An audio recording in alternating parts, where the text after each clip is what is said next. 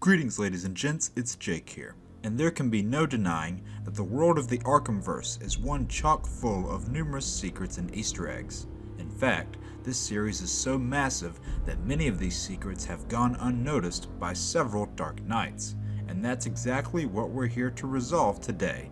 It's time to take our search back to the home of the criminally insane, and where the madness began, Arkham Asylum. Before we start, I wanted to thank all of you once again for the massive support you've given this series. With that being said, everyone get in your cells and sit tight, as we discuss 5 secrets of Arkham in Batman Arkham Asylum. Part 3! Now our first secret of the day actually relates to where we left off in the last Arkham Asylum episode with the case of Luke Oliver, the mysterious inmate. After you defeat Harley's onslaught of enemies inside the penitentiary and then proceed after Harley herself, you'll be treated to a comical cutscene where Harley attempts to take down the Batman, but is easily overpowered. It's at this moment where Batman will discover a hidden list of names that Harley had been keeping safe. Those of you with sharp eyes will notice the name we discussed last time, Luke Oliver, as well as some other familiar names, a number of which have been crossed out. The names on this list mainly contain members of Batman's Rogues Gallery that don't make a physical appearance in the game, including Selina Kyle, aka Catwoman, though she's more often on the good side, Harvey Dent, aka Two-Face, Jervis Tetch, aka the Mad Hatter, Oswald Cobblepot, aka the Penguin, and Arnold Wesker, aka the Ventriloquist.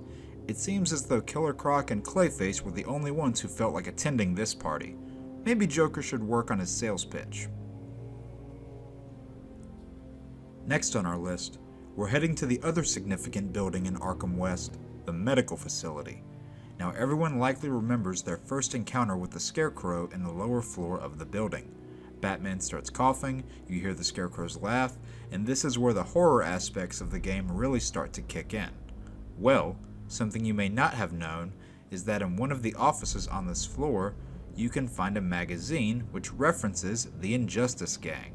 This criminal cabal is made up of several dangerous villains in the DC universe, including Queen Bee, Dr. Light, Mirror Master, Prometheus, and in case you weren't able to tell, the Joker is typically a member as well. It's a good thing that more of these superpowered psychos aren't in the asylum along with the current inmates. Otherwise, Batman may not have survived the night. For our third entry, we're still in Arkham West. Last time, I swear. If you proceed to the visitor center right before going in the door, if you look at the wall on your right, you'll notice an illustration that just happens to be a drawing of one of the Burners. Now the Burners, for those of you who don't know, are a gang featured prominently in Rocksteady's first ever video game, Urban Chaos Riot Response for the PlayStation 2, which released in 2006. I should note that this secret is only found in the original version of the game and is missing completely from the Return to Arkham remake, hence why I'm showing you the older version for this entry. With all that said, it's nice to see that Rocksteady included a little nod to where they started in what has now become their most popular game franchise.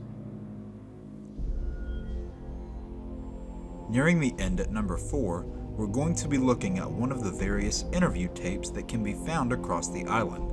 If you go into Poison Ivy's character bio and play the first of her 5 interview tapes, you'll hear the following conversation.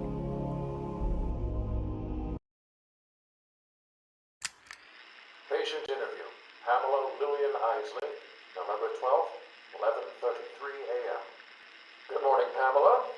How are you today? Fine. Today is a special day. What do you mean? This is the anniversary of my new life. When I found my true self, my destiny. Are you referring to the event with Dr. Woodrow? Yes. What else? Of course, at the time, I thought Jason had poisoned me. But in retrospect, he did me a huge favor. And why do you believe what he did has helped you? He showed me the bigger world. A world I should protect. Of course, my first offer was rejected. Offer? You tried to kill everyone in Gotham. Well, sometimes you need to prune back hard in order to make something flourish. Now Now some of you might have noticed that the name Jason Woodrue was mentioned in the tape. Jason Woodrue is in fact the real name of the DC Comics villain Floronic Man. It's understandable if a lot of you don't know this character, as the only media he's appeared in outside of the comics are the one-season Swamp Thing show, the Batman and Harley Quinn animated film, and this one of many terrible scenes from Batman and Robin. I'm afraid you'll have to die. And now that you've all gotten your daily dose of nightmare fuel, let's move on. And for our last secret of the day, we're going to be looking at even more interview tapes, this time for the Scarecrow. If you listen to the first tape, the following conversation will play. Patient interview 1. Patient was referred to me after the incident with Dr. Murphy. He appears to have suffered a breakdown of sorts. I believe it was brought about after the loss of his wife and child. As yet, the patient has been unable to speak. Continued observation shows little mental activity. It's as if the shock of what he saw triggered his mental collapse. There's someone in here! It's him. We found him. Break down the door!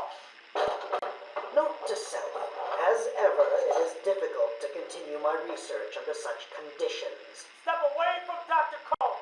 Now! Get down on the ground! We found them. Someone get a medic! Oh, God, what's he done to him?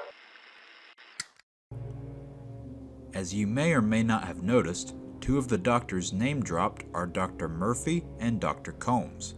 These two names are in fact references to two actors who have portrayed Jonathan Crane.